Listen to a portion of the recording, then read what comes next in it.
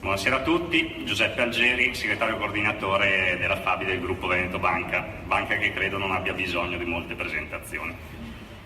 Grazie innanzitutto a voi tutti presenti, anche se la cosa non mi stupisce perché i sindacalisti della Fabi, quelli che sono abituati a rispondere ai colleghi 24 ore su 24, 7 giorni su 7, che fanno trattativa fino alle 2 di notte, alle 3 di notte, quei bravi sindacalisti come Luca Bertinotti che alle 5 del mattino vengono accompagnati in stazione dopo la firma di un accordo difficile, a quest'ora dovrebbero essere freschi come delle rose o quasi.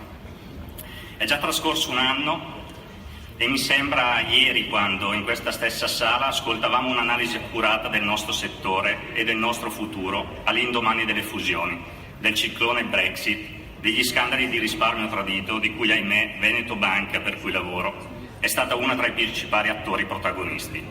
Si confermava l'esigenza di costruire un fronte comune banche e sindacati per gestire un cambiamento inevitabile per via delle nuove regole europee in un'epoca caratterizzata da un'accelerazione tecnologica. Uno scenario nuovo, veramente complesso e che richiede una trasformazione dei nostri paradigmi economici e culturali, un nuovo impegno e modi di pensare radicalmente diversi. Basta pensare che gli informatici hanno elaborato milioni di algoritmi che anche adesso, mentre parliamo, girano su server sparsi in tutto il mondo con un unico scopo: fare tutto ciò che gli umani sono in grado di fare, ma meglio. Algoritmi intelligenti, in grado di prendere qualsiasi tipo di decisione, anche quelle finanziarie.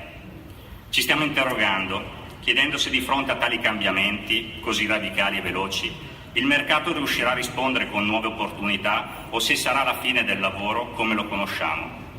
E questi quesiti se li dovrebbero innanzitutto porre i burocrati. Mentre il mondo cambia velocemente, le istituzioni e la politica si muovono al contrario con la lentezza di sempre. Da mesi noi dipendenti di Veneto Banca, i soci, il mercato, attendiamo conoscere quale sarà il nostro futuro.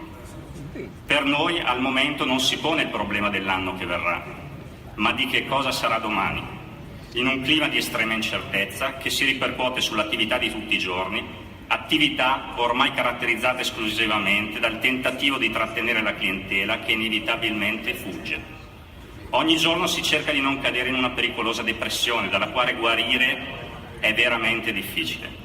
Gli incontri con la Commissione europea sulle prospettive di Veneto Banca e di Banca Popolare di Vicenza si sono conclusi con la richiesta di 1 miliardo di investimenti privati nelle due ex popolari per sbloccare la ricapitalizzazione da oltre 6 miliardi di euro.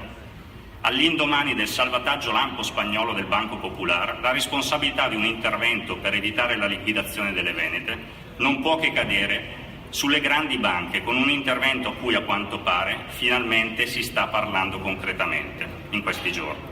Una decisione che poteva essere presa già di diversi mesi, evitando una lunga agonia a cui stiamo assistendo impotenti da mesi. Noi della Fabi abbiamo gridato che è tempo di dire basta a chi a Bruxelles pensa di risolvere le difficoltà delle due banche facendole pagare alle lavoratrici e ai lavoratori, insieme ai risparmiatori e all'Italia. Abbiamo chiesto al Presidente del Consiglio Gentiloni e al Ministro Padoan di intervenire con tutto il peso e l'autorevolezza del Governo, dicendo in modo chiaro e inequivocabile che l'occupazione non può essere ulteriormente penalizzata.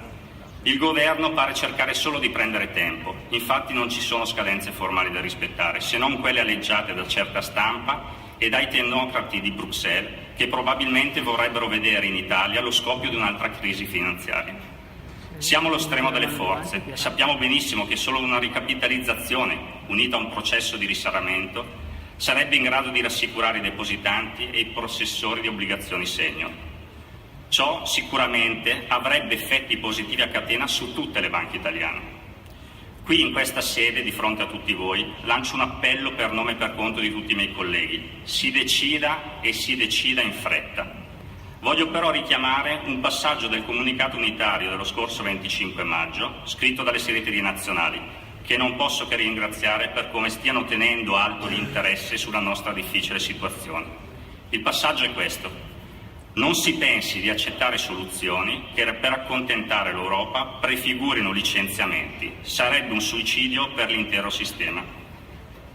Caro Lando, Se mai fosse necessario andare a manifestare a Bruxelles per difendere e tutelare gli interessi delle lavoratrici e lavoratori di Veneto Banca o di qualsiasi altra banca che si trovasse in difficoltà, io e tutti i miei colleghi ci saremo, ci puoi contare.